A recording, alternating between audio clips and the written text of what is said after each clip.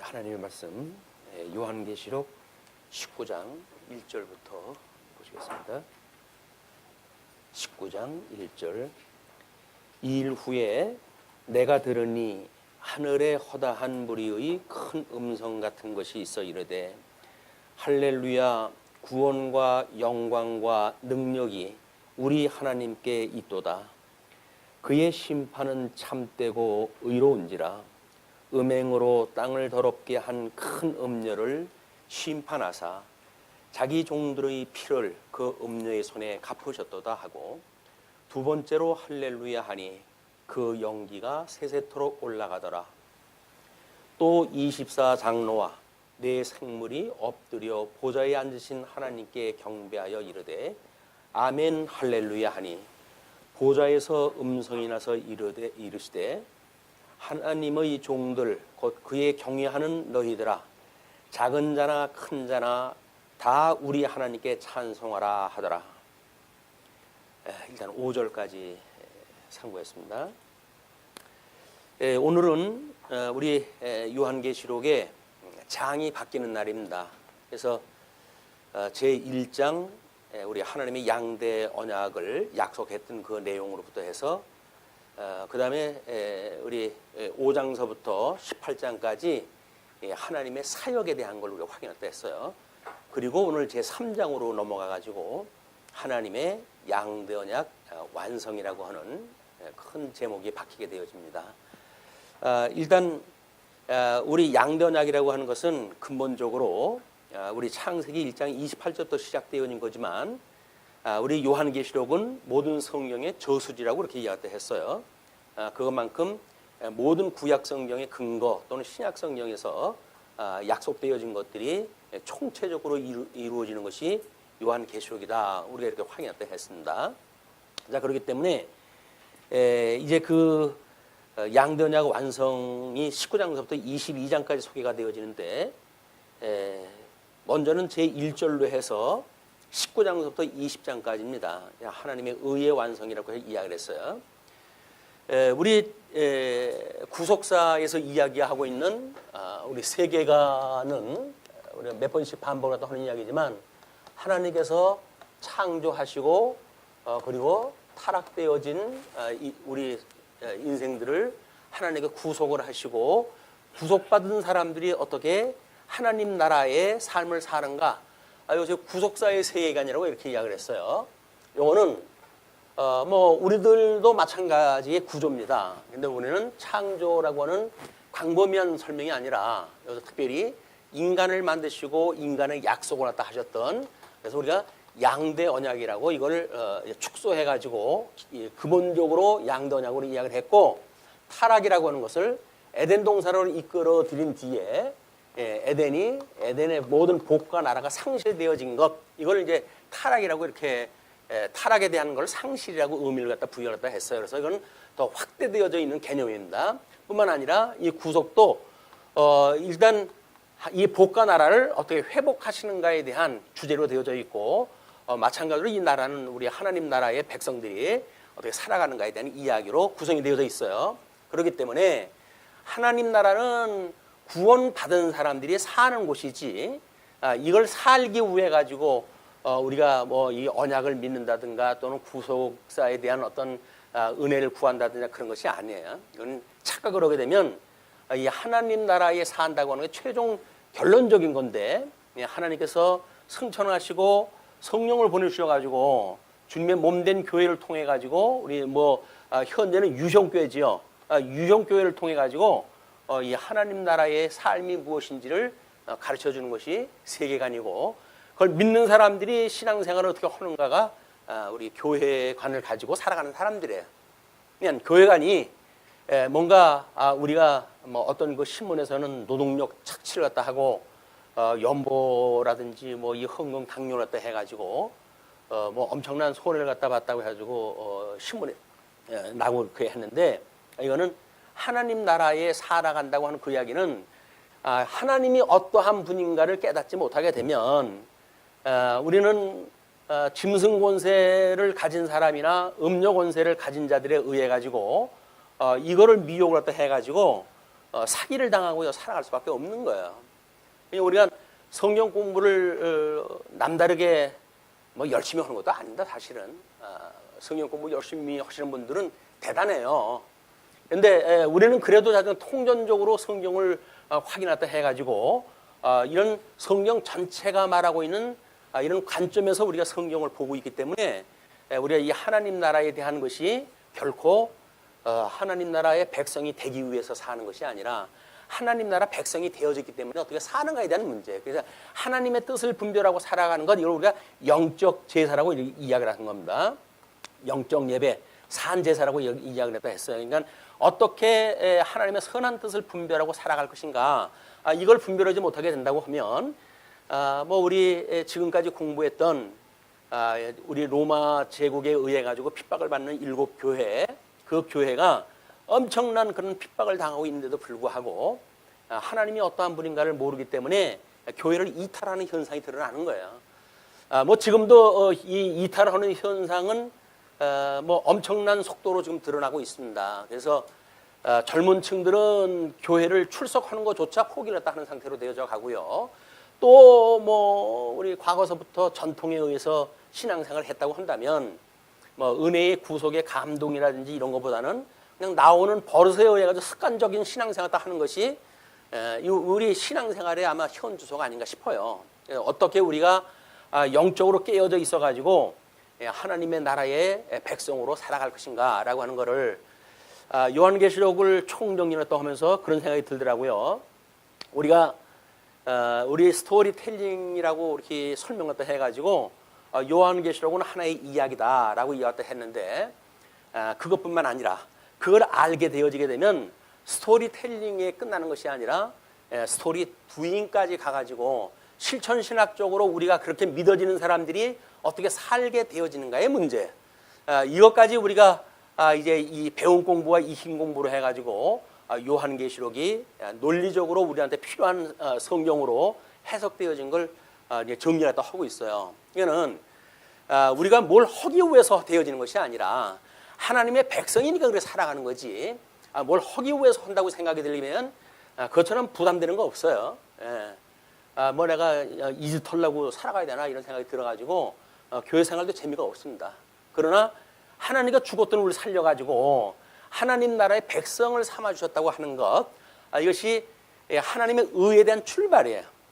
우리 아마 우리 개론에 보게 되면 1장을 우리가 공부할 때 하나님의 의에 대한 언약 부분이라고 1장을 소개했는데 거기서 제사장과 나라로 삼아주셨다고 하는 그거를 하나님의 의에 우리 구절로 해가지고 선택을 해서 소개를 해드린 바가 있어요. 이거는 하나님 나라의 제사장으로 하나님 나라의 백성으로 하나님이 우리를 삼아주셨다는 거예요. 그냥 삼아주셨던 그런 우리들이 그것이 믿어진다고 한다면 이런 끝없는 박해 가운데 살아가는 성도들이 어떻게 여기서 이겨내게 되어지는가, 이것이 하나님께서 끊임없이 우리를 붙들고 계시다는 거죠. 하나님께서 붙들어 주시지 않고 내가 뭘 한다고 생각이 들게 되면 기고만장할 수밖에 없어요. 이게. 근데 우리는 아무것도 할 수가 없습니다. 왜? 예수 안에서 우리는 다 죽었다고 고백한 사람들이거든요. 죽은 사람들이 뭘 합니까? 내가 살아있으니까 뭘 한다고 그러지. 그러나 예수 그리스도 안에 죽었다고 한다면 주님이 하시는 걸 보고 볼 수밖에 없어요. 그리고 따라갈 수밖에 없는 거예요. 믿어지게 되어진다고 한다면 은혜를 구하고, 은혜를 구했을 때 주님께서 우리에게 열매를 맺게 하신다고 한다면 그 열매를 너무나 보람되게 생각을 하고 살아가는 것이지 뭘 위해서 살아가는 게 아니다. 뭘 하기 위해서 살아가는 게 아니에요. 우리는 그런 오해가 때로는 뭐 여러 가지로 교회 생활로 해가지고 부작용으로 드러나기도 합니다. 뭘 해야 된다고 하는 그런 개념으로 우리가 접근을 갖다 하게 됐을 때. 근데 하나님의 교회는 성도들이 뭘 하는 곳이 아니라 하나님께서 어떻게 하게 하시는가를 배우는 곳이다. 우리 하나님을 배워야지. 여기서 우리를 주관하시는 하나님을 배워야지. 그게 아니라고 한다면 엉뚱한 이제 그 세속 나라의 삶하고 뭐 다르지 않은 신앙생활을 하게 되어지는 거예요. 그래서 지금 7 재앙을 통해 가지고 이제 우리 7 나팔 재앙을 통해 가지고 그동안 어떻게 이 타짜를 중심으로 해 가지고 하나님께서 진노를 갖다 하셨는가? 불충한 하나님의 이 말씀을 깨닫지 못하는 자들에게 어떻게 진노를 갖다 하시는가라고 하는 그거를 징계라고 이렇게 이야기를 했습니다. 징계. 택한 백성들한테 주는 건 징계예요.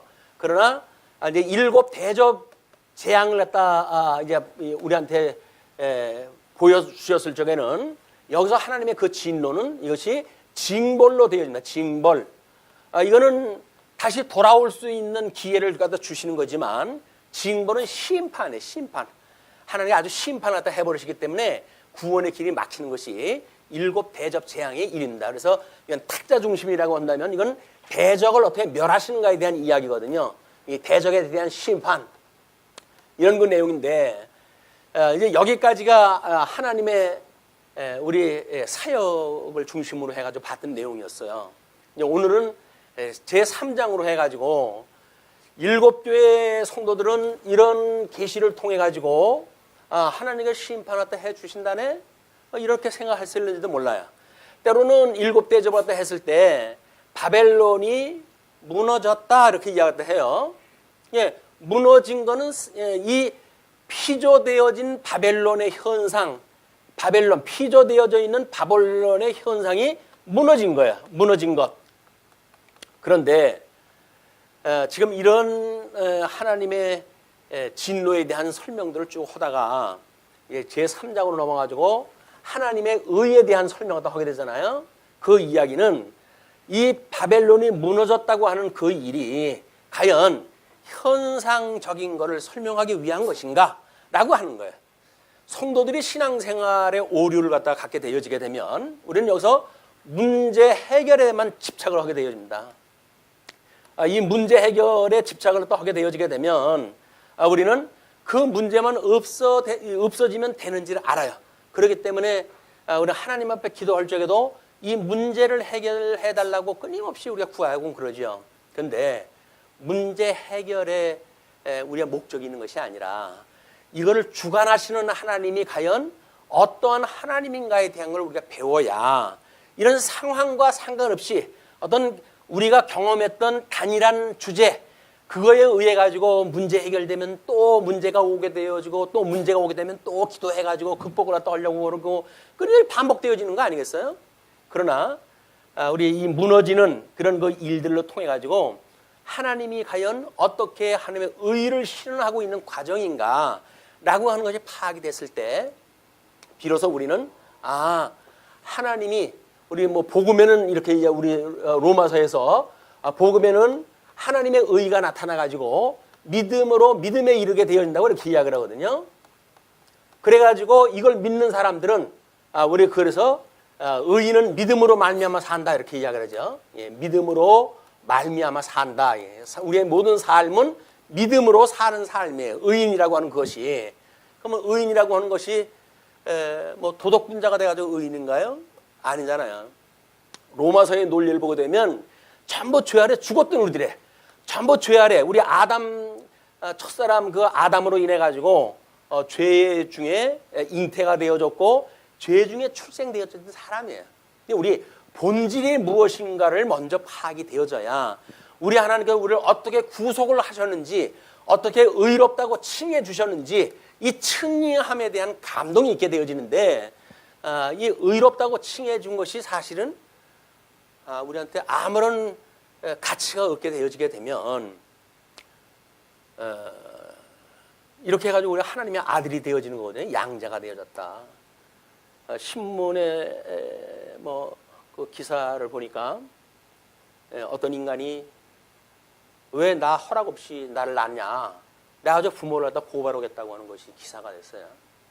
웃기는 세상이죠. 하나님이 없다고 하는 세상은 부모가 없다고 하는 인간 말정도로 똑같은 세상이에요, 이게. 자기가 어디서부터 태어나는지 제일 우리 먼저 전제되어지는 게 뭡니까? 존재로부터 시작되어지는 거 아니겠어요? 존재.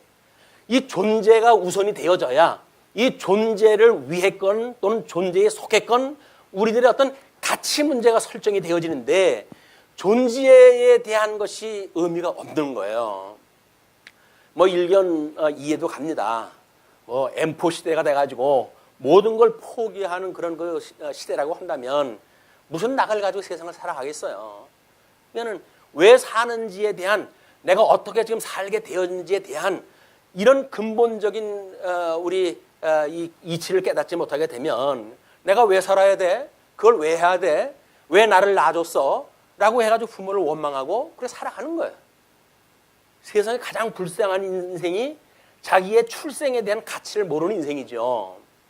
뭐 우리 그 사지가 없는 친구가 이 세상에 존재한다고 하는 것만 가지고 너무 은혜롭고 감탄이 돼가지고 그가 복음을 위해서 사는 삶을 여러 어떤 뭐 우리 영상을 통해서 아마 보신 적이 있으실 거예요.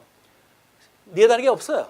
한번 일어나려고 한다면 바닥에다 코를 찧어가지고 그러고 반동으로 일어나야 일어서게 되어지는 그런 인생인데도 불구하고 그렇게 행복할 수가 없어요.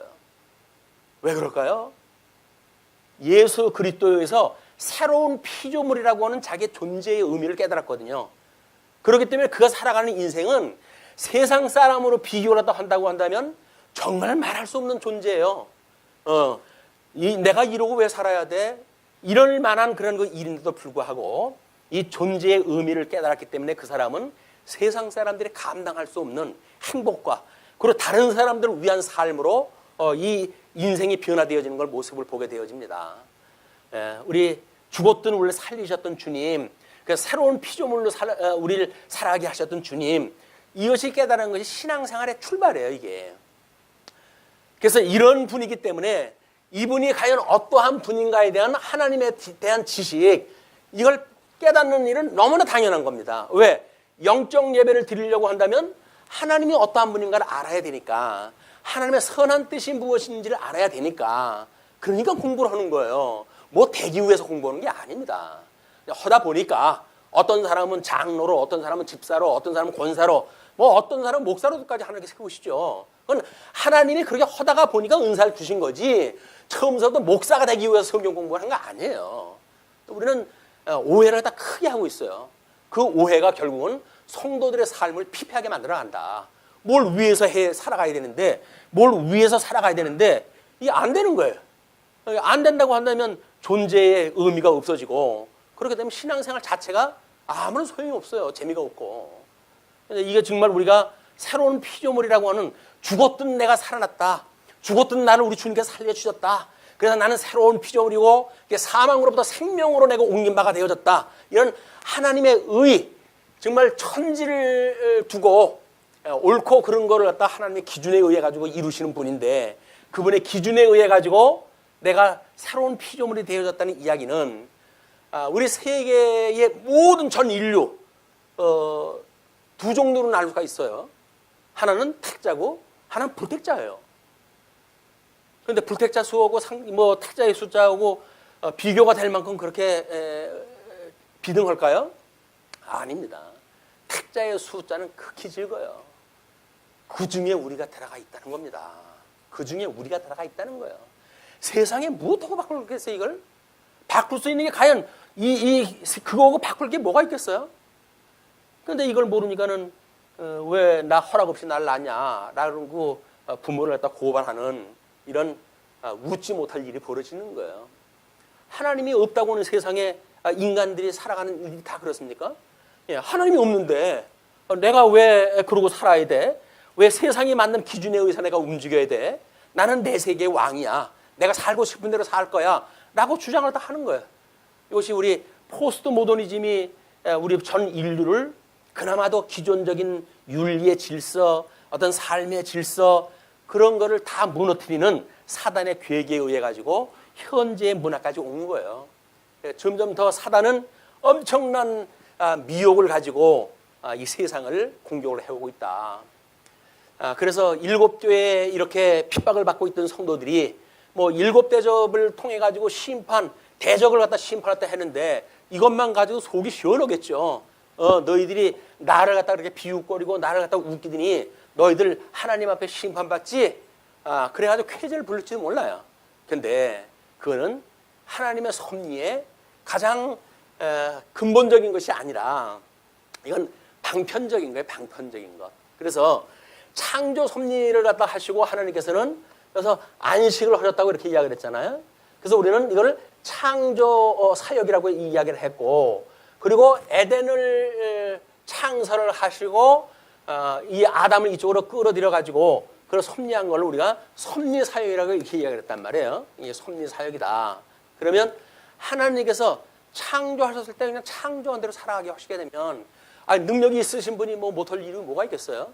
그걸로 해가지고 천국, 지옥 다 구분하고 다 하실 수가 있죠. 그러나 하나님께서는 이런 당신의 영광을 섭리 사역을 통해 가지고 영광을 선포했다. 그것이 오늘 19장 1절부터 시작되어지는 할렐루야예요. 할렐루야. 할렐루야 우리 주보에다 소개를 해드렸지만 여호와를 찬양하라 그 이야기거든요. 그러면 하나님께서 우리가 이렇게 살아가면서 인생이 살아가면서 하나님을 찬양하라는 이야기인데 신약 성경에는 여기밖에 없어요. 할렐루야라고 쓰는 용어가 우리 19장에서밖에 쓰질 않아요. 나머지 건 다 구약 성경에서 쓰는 거예요. 시편에서 뭐 할렐루야 뭐 이런 이야기들은 전부 시편에서 언급되어져 있는 거지 신약 성경에서는 할렐루야라고 하는 그런 언어 자체를 찾을 수가 없어요. 그런데 19장 넘어오니까 이런 하나님의 의를 설명을 하면서 할렐루야 찬송이 먼저 터져 나옵니다. 그러면 이스라엘 백성들이 그 할렐루야라고 하는 찬송을 부르는 이스라엘 역사가 과연 어땠을까? 이것이 전제되지 않는다고 한다면 우리는 다른 동네 그냥 이야기를 듣는 거나 마찬가지겠죠. 그렇지는 않습니다. 이스라엘 백성들 우리 주보에 그 할렐루야라고 하는 걸 소개를 갖다 해드렸는데 일단은 그 113편서부터 118편을 애굽의 할렐로 이렇게 구분하다 해놨다 그래요. 우리는 이 통섭 성경 개론에 의할 것 같으면 하나님의 의에 대한 찬양에 대한 부분에 속한 부분들입니다.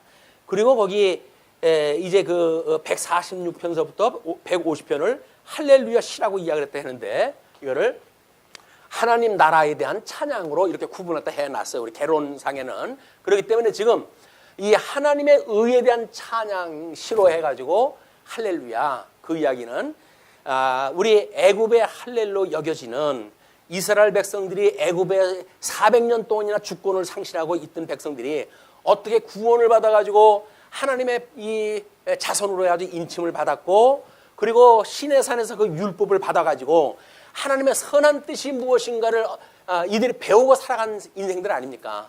이래가지고 그들이 이 나라를 이루고 살아갔던 일이기 때문에 하나님의 뜻을 안다고 하는 그런 그 이야기는 하나님이 어떤 걸 좋아하시는지 어떤 걸 싫어하는 건지 이걸 알아야 될 거 아니겠어요? 내가 기준이 돼가지고 무슨 의미가 있어요? 하나님이 싫어하는 일 내가 지극정성으로 해가지고 우리 파탄난 인생이 우리 사무엘로 해가지고 소개가 사울로 해가지고 소개가 되잖아요. 사무엘서에. 그러니까 하나님께서 원하시는 것이 뭔지 이걸 알고 신앙생활을 해야 되기 때문에 하나님의 말씀을 공부하다 하는 겁니다. 왜? 하나님의 뜻이 과연 좋아하시는 건 뭐고 싫어하시는 건 뭐고 우리 하나님의 의로 살아가는 분이니까 이거를 이제 우리가 공부를 했다 하는 거예요. 그래서 이 일 후에 내가 들으니 하늘에 허다한 무리의 큰 음성 같은 것이 있어 이르되 그 이야기는 천군 천사에 대한 이런 그 소리로 해가지고 들리는 그 큰 찬양의 소리일 수가 있겠죠. 그래서 할렐루야 구원과 영광과 능력이 우리 하나님께 있더라. 우리 주기도문에서는 나라와 영광이라고 했죠. 나라, 그다음에 권세, 영광 이렇게 이야기를 했어요. 근데 여기서는 구원에 대한 것이 나옵니다. 구원, 그다음에 권능, 그다음에 영광. 이것이 오직 주께 있다는 거예요. 할렐루야를 찬송을 하다 부르는 거예요. 그러면서 그의 심판은 참되고 의로우신지라. 지금 이 바벨론 심판에 대한 이런 걸 끝나고 지금 여기에 들어왔기 때문에 이 하나님의 의는 심판이라고 해요. 심판. 그래서 복음에는 하나님의 의가 나타나가지고 믿음으로 믿음에 이르게 되어지는데 의인은 믿음으로 말미암아 살지만 만약에 이걸 믿지 못하는 불신자들은 그 이야기죠. 불신자들은 심판을 당하는 근거가 되어지는 거예요. 이게 복음에는 양면이 있다고 그랬어요. 예수 믿고 천국 가세요라고 하는 이야기만 있는 것이 아니라 예수 믿지 않으면 지옥 갑니다라고 하는 이야기가 있는 거예요.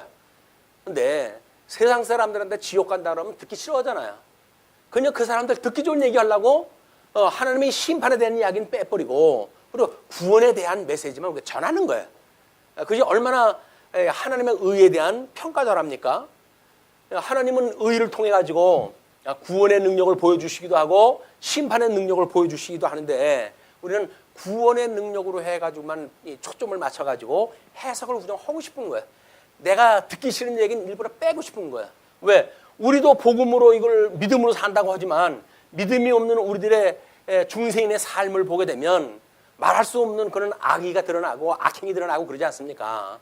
그는 우정 피하고 싶은 거예요. 그런데 그러면 하나님의 말씀에는 의미가 없어요.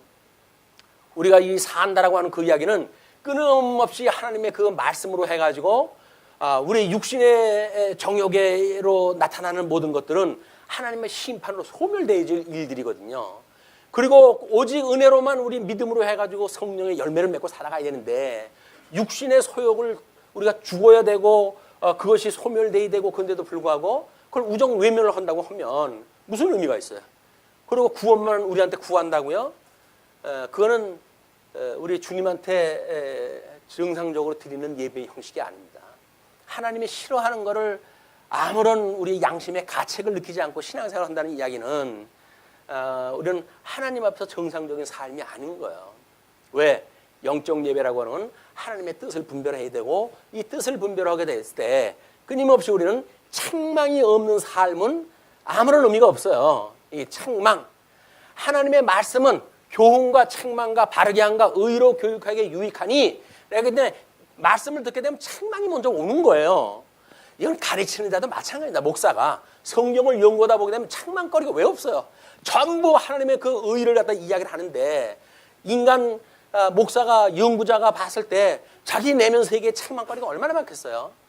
이걸 보는 것이 은혜란 이야기예요. 이럼에도 불구하고 우리 주님께서 우리를 이렇게 믿음으로 살게 하시는 것이 하나님 주신 믿음, 우리들한테 큰 은혜인 거예요. 말씀운동 서원교회는 우리 교회의 표를 말씀대로 알고 성경대로 알고 성경대로 믿고 성경대로 산다고는 표를 우리가 표방을 하고 교회를 세웠고 지금까지 오고 있어요. 성경대로 산다는 게 뭘까요? 성경대로 산다는 거. 불의한 우리들의 모습이 드러나게 되면 거기서 책망을 받는다는 이야기예요. 그리고 하나님께서 끊임없이 은혜를 주시는 것을 우리가 사모하고 이거를 하나님 앞에 감사하다 하면서 한다는 이야기예요. 우리가 윤리적으로 도덕적으로 완성도가 높은 삶을 사는 것이 믿음으로 사는 게 아니에요. 믿음도 없으면서 그 열매만 거짓 열매 맺어가서 살면 뭐랍니까? 근데 우리는 마치 내가 연출하는 어떤 그런 열매가 하나님께 주신 것처럼 스스로 오해가 할 수가 있어요. 그게 오해가 되는 순간 우리는 손가락에 바로 지체를 향할 수밖에 없는 겁니다. 왜? 자기는 반듯한데 우리 지체는 그게 반듯하지가 않은 거예요. 그런데 과연 우리들의 이 삶을 살아가게 되어지는 믿음이 하나님의 은혜로 믿게 되어진 건가? 라고 하게 되면 내가 받은 은혜가 은혜인데 다른 사람을 왜 책망을 갖다 내가 해야 됩니까? 주님 앞에서 자기가 책망을 받을 일이지 내가 책망할 일이 아니잖아요. 이런 걸 모르게 되면 우리는 예수님을 평생 믿고도 복음이 뭔지 모르는 거예요. 이 복음이 우리한테 주시는 이 은혜의 감동이 뭔지 모르는 거예요. 그러니까 신앙생활이 별로 재미가 없어요. 이거는 예수님을 믿고 첫사랑에 취해져 사는 이런 성도들이 누리는 은혜의 큰 복인지도 모릅니다. 신앙생활을 오래 가면 오래 갈수록 이게 퇴색돼 버려요. 예, 허니문이라고 해가지고 신혼여행 갔다 오고 그럴 때는 얼마나 그게 달고 그랬으면 허니문이라고 그랬을까요? 그런데 그게 지나가게 되면 권태기가 들어오고 그래가지고는 원수처럼 살아가는 것이 부부련해요.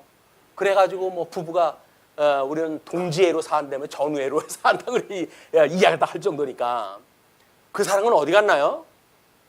근데 그것이 우리들 부부만의 문제가 아니라 예수 그리스도와 우리 결혼한 신부들의 모습 보고 똑같다는 겁니다, 이게. 그래서 이것이 당연하다고 믿어지게 되면 우리는 예수님하고 우리 이 예수님에 의해 가지고 신부가 되어졌다고 하는 놀라운 은혜의 감동 이것이 없이 그냥 습관화되어져 있는 신앙생활에 들어가다 보게 되면 일일이 조항을 따져야 되죠. 1, 2, 3, 4, 5, 6 조항을 따져가지고 요건 제대로 됐는지 요거는 안 됐는지 체크리스트를 만들어 할 수밖에 없어요. 요걸 신율법주의라고 그러는 거예요. 예수님 오셨을 때 율법주의자들이 하나님 말씀 따라 살고 싶어하는 것이 잘못되어졌던 게 아닙니다. 자기네 의가 하나님의 의인 것처럼 착각을 한다는데 하나님의 지적이 있었던 거거든요. 우리들은 과연 하나님의 의의 은혜를 잊고 있는가라고 하는 그것이 성도들의 어떤 신앙생활의 출발점이에요. 그 은혜로부터 신앙생활이 출발하는 겁니다. 그래서 뭐 스토리 두잉이라고 했으니까 실천신학적으로 해서 요한계시록이 끝날 때쯤 가게 되면 하나님의 이 놀라운 요한계시록의 이야기가 우리들의 삶의 역사로 이야기로 실천할 수 있는 그런 이야기로 신앙 고백으로 나왔으면 좋겠다라고 하는 것이 저의 개인적인 바람이기도 합니다. 여러분들의 여러분 목이지만 저만이라도 그렇게 살고 싶어요. 그것이 이 말씀을 연구하면서 가지고 있던 본인의 뜻입니다. 그렇기 때문에 그의 심판은 참되고 의로운지라 음행으로 땅을 더럽게 한 큰 음녀를 심판하사 자기 종들의 피를 그 음녀의 손에 갚으셨도다. 우리가 그거를 동형보복법이라고 이렇게 이야기를 했어요. 우리 그 미혹을 갖다 해가지고 택한 백성들을 갖다 피를 갖다 흘리게 했으니까 하나님께서 그 피값을 다 갚게 하셨다. 그런 그 이야기죠. 두 번째로 할렐루야 하니 그 연기가 세세토록 올라가더라. 요한계시록의 특징은 뭐죠? 어제도 있었고 오늘도 계시고 장차 오실이라고 그렇게 이야기했다 하고 나는 알파요 오메가라고 이렇게 이야기했다 하시고 그래가지고 끊임없이 영원하신 하나님에 대한 소개를 갖다 해요. 영원하신 하나님. 어떤 정체되어져 있는 시간 세계 속에서 이야기하는 것이 아니라 끊임없이 영원하신 하나님에 대한 은혜를 이야기를 하게 되어집니다. 그렇기 때문에 지금 우리가 두 번째로 할렐루야 하니 그 연기가 세세토록 올라가더라.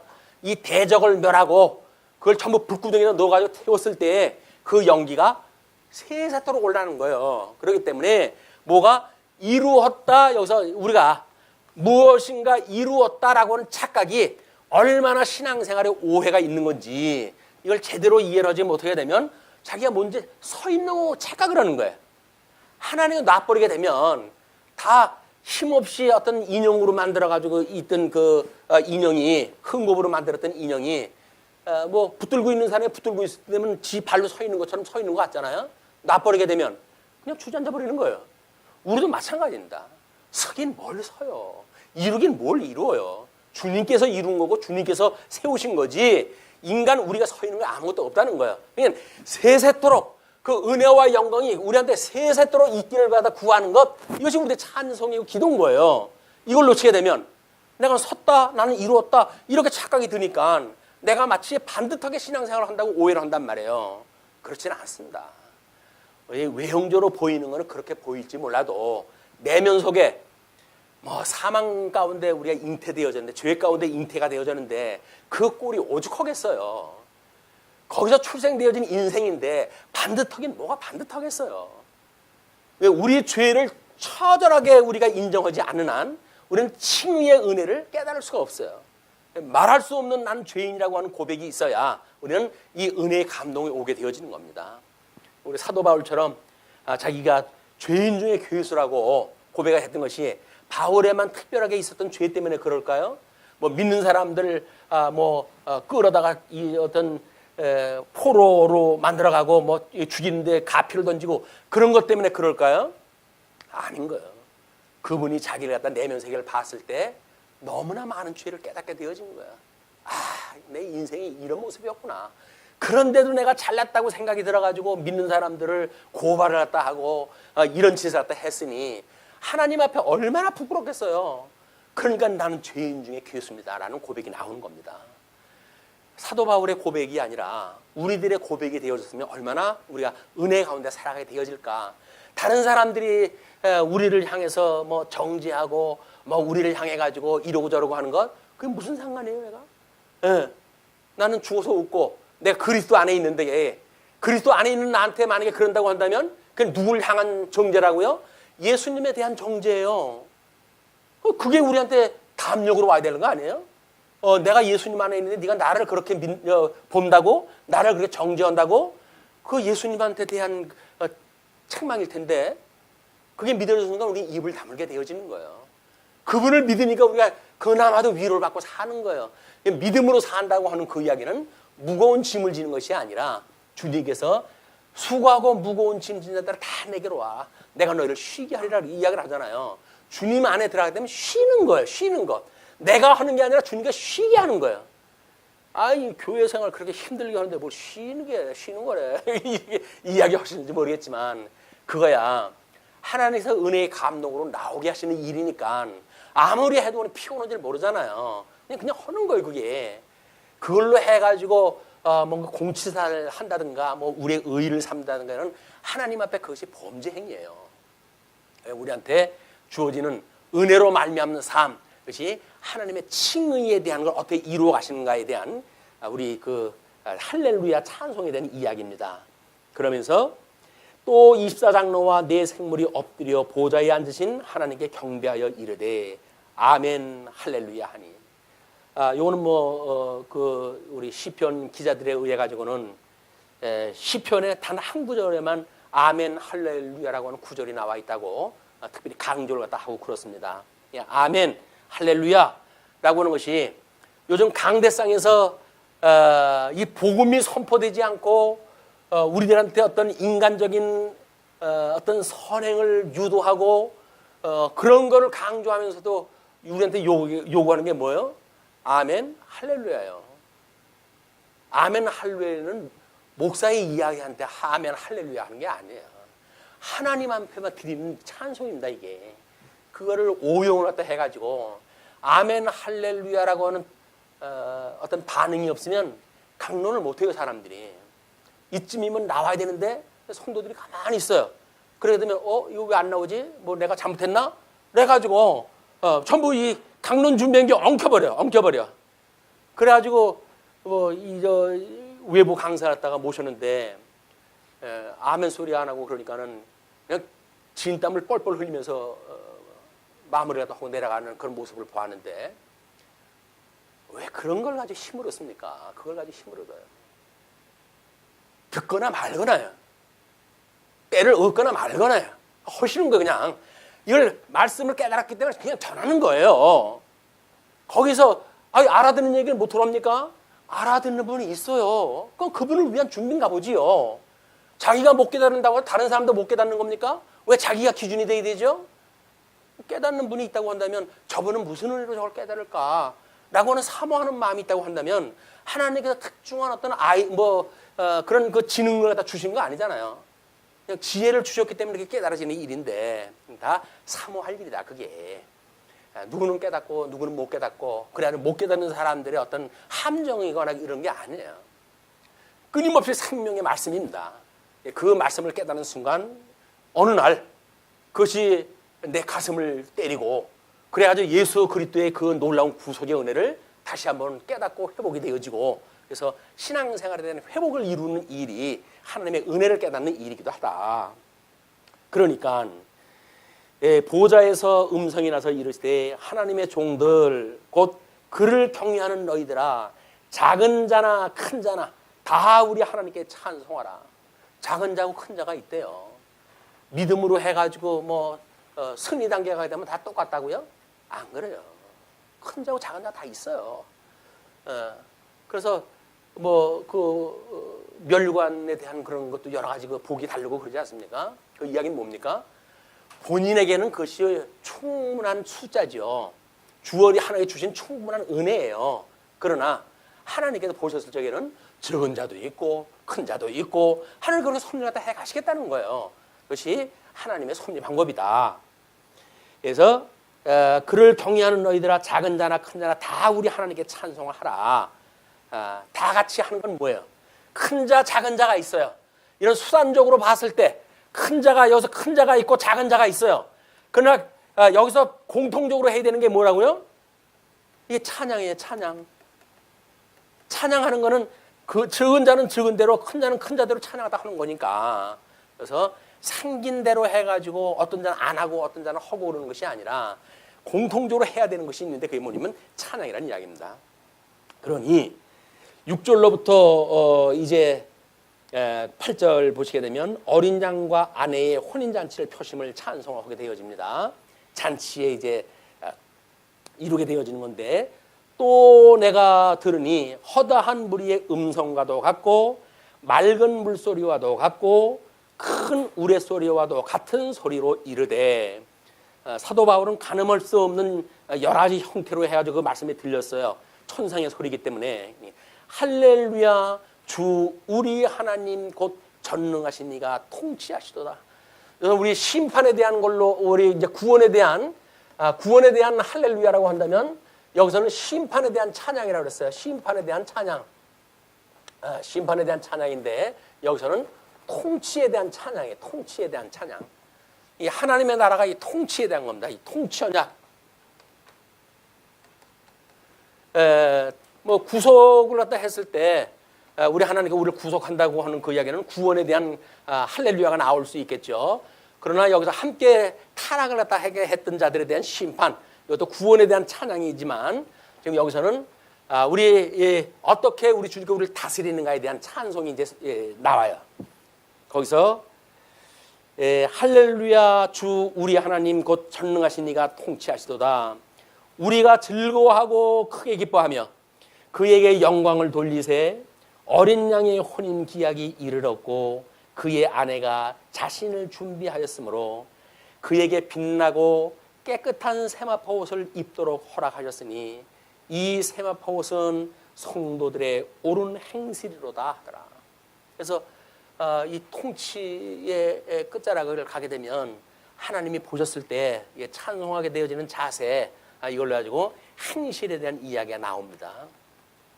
이 행실을 인간이 맺게 되어지는 어떤 윤리적 관점으로 보게 되어지게 되면 은혜냐 뭐 행위냐라고 하는 걸 가지고 토론을 갖다 하고 쓸데없는 일 갖다 하는데 그렇지 않습니다. 은혜로 인한, 하나님의 은혜로 만들어진 선물로 맺게 되어진, 이 하나님의 은혜의 선물로 맺게 되어진 이것이 행실로 나오는 거거든요. 그렇기 때문에 이 행실은 인간으로 말미암는 것이 아니라 철저하게 하나님께로부터 말미암는 거다. 이게 선물이에요. 이게 은혜고, 어떻게 나 같은 인생을 하나님께 불러가지고 이런 선한 일에 사역자로 쓰시고 이런 그런 은혜를 갖다 주셨을까? 이것이 우리한테 주시는 감격이지. 내가 연출한다고 생각해 보십시오. 그럼 얼마나 부작용이 일어나겠어요. 그렇지 않다. 정말 하나님께서 거둬주시는 은혜다. 그러면서 거기서 이제 우리 주님에서 입고 이제 있는 오는 피값으로, 이 피로 묻어져 있는 옷인데 반해가지고 신부들은 깨끗한 세마포 옷을 입도록 허락하셨다. 이 세마포 옷은 성도들의 옳은 행실이다. 그래서 가죽옷 사건, 에덴 동산에서 가죽옷 사건이야말로 바로 하나님의 의의 옷이라고 우리가 이렇게 배웠어요. 의의 옷, 하나님께서 재물을 바쳐가지고 재물의 그런 피값에 이게 대속을 갖다 하게 하셨던 그것이 하나님의 의에 대한 언약이기 때문에 끊임없이 이 행실이라고 하는 걸 인간적 차원에서 보는 것이 아니라 하나님의 은혜로 깨닫게 되어진 믿음의 열매, 선물로 받았던 그런 행위. 그래서 그것이 우리 마태복음에서 이야기하듯이 오른쪽 무리들은 뭐라 그래요? 나는 그런 적 없는데요. 이렇게 이야기를 하는 거예요. 내가 어떻게 했는데 이런 얘기가 나오는 게 아니라 저는 그런 거 한 적이 없는데요. 이렇게 이야기를 해요. 근데 주님께서 작은 인자하게 한 것이 곧 나에게 한 거야. 주님께서 그렇게 이야기하다 하잖아요. 그런데 한쪽에서는 왼쪽 무리는 뭐라 그래요? 아니 우리가 못했다니요. 내가 쇠빠지도록 했구만. 라고 해도 주님한테 대적을 하잖아요. 근데 주님의 대답은 그냥 간단해요. 난 너 모르겠는데. 모른다는 거야. 모르는데 뭘 지가 주님 앞에 뭘 해. 이런 주님 안에서 살아간다고 하는 의미가 무엇인지, 주 안에 있는 나에게 주 안에 있다라고 하는 그런 의미가 우리 신앙생활에 큰 힘이 되어지는 겁니다. 자, 그러면서 9절로 10절 보시게 되면 이제 어린 양의 혼인잔치에 청함을 입은 자의 복에 대한 선언이 되죠. 천사가 내게 말하기를 기록하라. 어린 양의 혼인잔치에 청함을 받은 자들은 복이 있도다. 우리 혼인잔치에 청음을 받았다는 이야기는 관객으로 참여하는 게 아닙니다. 교회 신부로서 참여가 되어지는 거예요. 예수님과 우리가 한 몸이 되어지는 거에 의미가 있는 거지. 그래서 남의 잔치에 구경꾼처럼 뒷짐 구경하는 게 아니에요. 그렇기 때문에 거기서 그 청함을 받은 사람은 복이 있도다 하고, 또 내게 말하되 이것은 하나님의 참되신 말씀이라 하기로. 참되신 말씀이라고 하는 그런 그 이야기는 뭐예요? 이미 근본적으로 했던 형상을 따라 지음받았던 아담에게 주어졌던 그런 그 복, 나라 이런 그 일들인데, 그거를 지금 신실하게 이루셨던 그 결과를 봤을 때 그 참되신 말씀이라 하기로, 내가 그 발 앞에 엎드려 경배하려 하니 그가 나에게 말하기를 나는 너와 및 예수의 증언을 받은 내 형제들과 같이 된 종이니, 얘는 나도 피조물이야. 하나님의 은혜를 따라 살아가게 된 피조물이야. 그런 그 이야기죠. 그러니 삼가 그리하지 말고 오직 하나님께 경배하라. 예수의 증언은 예언의 영이라 하더라. 우리 이제 구약 성경에서 이 구약의 언약대로 해가지고 예수님이 이걸 다 이루신 거 아니에요? 이제 복음에는 하나님의 의가 나타서 이걸 이루었어요. 구약을 믿는 그 믿음으로 해가지고 신약 성경을 믿는 믿음에까지 이르게 되어진 겁니다. 예수님의 성천을 갖다 하시고 성령을 보내주셨어요.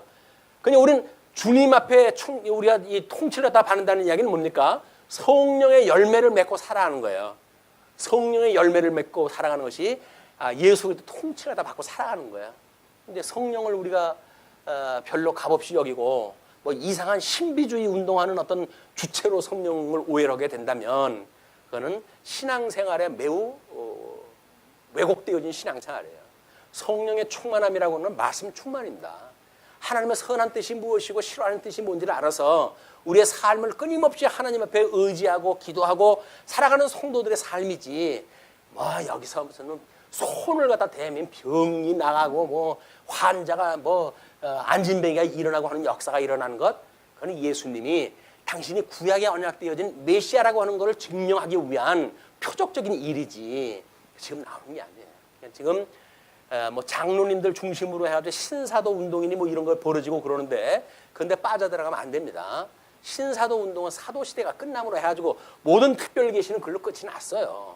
근데 그걸 이제 와가지고 무슨 신사도니 뭐니 해가지고 그때 있었던 표적이 지금 일어난다? 그거는 마귀의 역사입니다. 그런 일들은.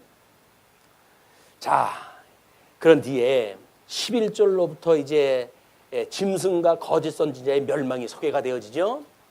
자, 우리는 하나님의 의의 완성 부분에서 혼인잔치라고 하는 이 장면을 공부를 하고 있는데, 이 혼인잔치 외에 또 잔치 하나가 있어요. 그게 새들의 잔치예요. 하나님이 어떻게 그들을 죽게 해서 죽음이 있는 곳에 새가 모인다고 했던 이런 그 역사가 일어나는지에 대한 새들의 잔치예요. 짐승들의 잔치예요.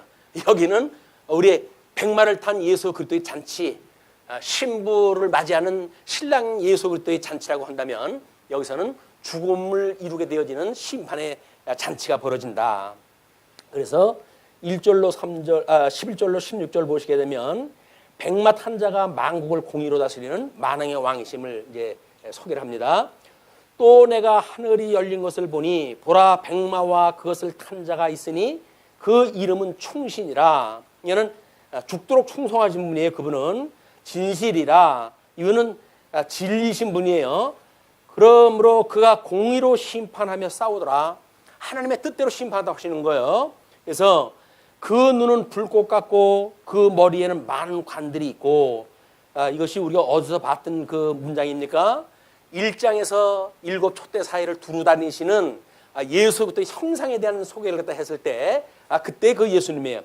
불꽃 같은 눈으로 지금도 주님의 몸된 교회를 그분께서 직접 통치하신다는 거예요. 주님이 불꽃 같은 눈으로 우리의 삶, 이덕성이의 내면 세계를 들여다보고 계시다는 거예요. 그게 만약에 정말 믿어진다고 한다면, 이 믿음이 아니면 전 도저히 살 수가 없어라고는 신앙 고백할 수밖에 없죠. 무슨 우리들의 그 잘난 의의를 갖다가 우리가 이야기를 합니까? 불꽃 같은 눈으로 우리 같은 내면을 보신다고 한다면 우리는 옷깃을 여물고 살아도 이걸 당할 재주가 없어요. 오직 하나님의 은혜밖에 구할 방법이 없어요. 그러니 이제 머리에는 많은 관들이 있고 우리 짐승들은 칠두 식각이라고 해가지고 거기에 멸류관이 있다고 이야기를 했죠. 그러나 예수님은 많은 관이 있어요. 승리할 때마다 쓰게 되어지는 관인데 온 세상을 통치하니까 이분이 가지고 계신 멸류관의 숫자는 이루 세일 수가 없는 거예요. 그게 그렇게 되어져 있고, 그리고 이제 자기밖에 아는 자가 없다. 예, 또 이름 쓴 것 하나가 있으니 자기밖에 아는 자가 없고, 그래서 하나님을 온전히 아는 것은 예수님밖에 없어요. 그리고 그 예수님과 하나님에 대한 것은 그분께서 보냈던 성령만이 그분의 뜻을 갖다 아실 수 있는 거예요. 그래서 이 성령만이 이런 하나님의 기뻐하신 뜻을 알기 때문에 우리들에게 이걸 구하라는 이야기입니다. 중보기도로 하시는 분이 성령이 우리를 갖다 기도하게 하시는 거예요. 그래서 우리 성령께서 그걸 놔버리게 되면 우리는 주님이 어떤 분인지 몰라요. 진리 인식의 주관자 성령님이에요. 이분을 말미암아가지고 우리 진리 세계를 깨닫고 진리 안에 살게 되어지는 건데, 이분을 푸닥거리하는 어떤 그런 무당 푸닥거리하는 것처럼 성령의 사역을 만약에 이야기를 한다고 하면 그거는 성령에 대한 모욕입니다. 이게 전부 여기서 미연하자 이런 어려움에서 피할 수 있으면 성경 하나님의 방법이든 아니든 동원해가지고 그걸 피하자 그런 이야기거든요. 근데 그 단계를 넘어서 하나님을 찬양하는 단계까지 가게 되면 문제 해결의 문제가 있는 게 아니에요. 문제는 있어도 없어도 그냥 우리들한테 하나님을 배우는 도구일 뿐이지 이것이 우리들한테 신앙생활을 좌지우지할 만한 조건이 안 되는 거다. 그가 피 뿌린 옷을 입었는데 그 이름은 하나님의 말씀이라 칭하더라. 그래서 그 하나님의 말씀이라고 하는 그 이야기는 우리 로마 제국이 그때 당시에 이제 그 백말 타고 왔던 우리 예수님의 형상을 가지고 개선장군처럼 들어온 그런 모습들입니다. 네, 그들이 백말이라든지 이런 것들은 깨끗하게 이렇게 닦아놨는데도 불구하고 그 피가 묻은 망토라든지 그걸 그냥 입고 들어와요. 왜? 그것이 전쟁에서 자기의 전력이기 때문에 그렇습니다. 네, 그런 걸 그냥 입고 들어오게 되어지는데 예수님도 피 뿌리는 옷을 입었는데 그 이름은 하나님의 말씀이라 칭하더라. 하늘에 있는 군대들이 희고 깨끗한 세마포 옷을 입고 백마를 타고 그를 따르더라. 그래서 그 이야기가 우리 그 흰옷 입은 무리에 대한 걸 주보에는 그렇게 고린도 후서 11장 2절 말씀으로 소개라도 해드렸어요. 내가 하나님의 열심으로 너희를 위하여 열심을 내노니 내가 너희를 정결한 처녀로 한 남편인 그리스도께 드리려고 중매함이로다. 말씀을 끊임없이 전하는 게 뭐예요? 이 옳은 행실을 가진 신부로 소개하기 위해서 내가 너희들한테 끊임없이 선포했다 한다. 그런 그 이야기죠. 그런데 그분이 하늘에 있는 군대들이 희고 깨끗한 세마포 옷을 입고 백마를 타고 그를 따르더라. 성도들의 옷은 깨끗해요. 그 이야기는 뭡니까? 여기서 무너졌도다 바벨론이요 라고 했을 때 이거를 주님께서 무너뜨려 버린 거예요. 근데 거기에 우리가 흰옷 입은 무리로 마땅히 따라가게 되어지는 성도들은 손 하나 까딱 안 하고 뒤따라가는 거예요. 그렇기 때문에 우리들이 입은 옷은 흰옷 그대로 입고 지금 따라가고 있는 겁니다. 거기에 원수를 갖기 위해서 피 묻은 거 하나도 없어요. 그러면서 그 입에서 예리한 검이 나오니 그것으로 만국을 치겠고 친히 그들을 철장으로 다스리며 또 친히 하나님 곧 전능하신 이의 맹렬한 진노의 포도주 틀을 밟겠고 그 옥과 다리에 이름을 쓴 것이 있으니 우리 사탄도 자기의 그 온몸에 가증한 이름을 갖다 잔뜩 써 있다고 그랬죠. 예수님도 당신의 다리와 옷에 이름을 쓴 것이 있는데 만왕의 왕이요 만주의 주라 하였더라. 네, 그 차별화되어지는 겁니다. 이 사단 세계하고. 그러면서 17절로 18절 천사가 공중의 새를 큰 잔치에 초대해서 고기를 먹게 합니다. 자, 내가 보니 한 천사가 태양 안에 서서 태양 안에 서면 타지 않나요? 근데 하나님이 천사를 태양 안에 서서 공중에 난 모든 새를 향하여 큰 음성으로 외쳐 이르되 와서 하나님의 큰 잔치에 모여 왕들의 살과 장군들의 살과 장사들의 살과 말들과 그것을 탄 자들의 살과 자유인들이나 종들이나 작은 자나 큰 자나 모든 자의 살을 먹으라 하더라. 결국은 짐승 밥이 되게 한 거예요. 그래서 흙이니까 흙으로 돌아가는 건 당연한 거죠. 저주받은 자들한테. 그러면서 19절서부터 21절까지 백마 탄 자가 짐승과 거짓 선지자를 잡아가지고 불못에 던지는 사건이 소개가 되어집니다. 또 내가 보면 그 짐승과 땅의 임금들과 그들의 군대들이 모여 그 말탄 자와 그의 군대와 더불어 전쟁을 일으키다가 짐승이 잡힘에 그 앞에서 표적을 행하던 거짓 선지자도 함께 잡혔으니 이는 짐승의 표를 받고 그의 우상에게 경배하던 자들을 표적으로 미혹하던 자라. 이 둘이 산채로 유황불못을 붓는 못에 던져지고. 그러니까 하나님의 역사를 이렇게 대적하는 이 자들을 보게 되면 끊임없이 짐승 권세와 음료 권세로 있어서 그래가지고 진리를 왜곡시키는 자들 또는 정치 세력을 가지고 택한 백성들을 군박하는 이런 그 자들, 이런 자들로 만들어져 있는데 지금 거기에 이게 마지막 심판을 갖다 하나님가 하시는 일이에요. 그러면서 그 표적으로 미혹하던 자라. 이 둘이 산채로 유황불 붙는 못에 던져지고. 어떻게 망했을까요? 그냥 무너졌다라고 이야기 해가지고 뭐 거기서 장사꾼들이 뭐 애곡을 갖다 하고 왕들이 애곡을 하고 그런 정도의 수준이 아니죠. 구체적으로 지금 어떤 현상이 일어나는지를 보여주는 거예요. 그걸 불못에 유황 붓는 못에 던져지고 그 나머지는 말탄 자의 입으로부터 나오는 검의 죽음에 모든 새가 그들의 살로 배불리더라. 그래서 우리 이 마지막 죽음이 있는 곳에 이 독수리가 있다라고 하는 이런 그 뜻을 따라 가지고 예수 그리스도의 통치가 받는 자들은 은혜의 선물로 오른의 행실을 받는 우리 어린 양목의 결혼 예습이 일어나고 한쪽에서는 죽음으로 해가지고 새의 밥이 되어지는 양극화되어져 있는 심판을 우리가 보게 되어집니다. 잔치예요. 똑같은 잔치. 새들의 잔치. 여기서는 어린 양의 잔치. 이런 걸로 해가지고 하나님의 의에 대한 이런 그 부분을 지금 21절까지 소개가 되어졌는데 20장까지도 계속 되어지는 이야기입니다. 그래서 다음 시간에 20장을 소개하기로 하고 오늘 말씀 줄이죠. 기도하시겠습니다.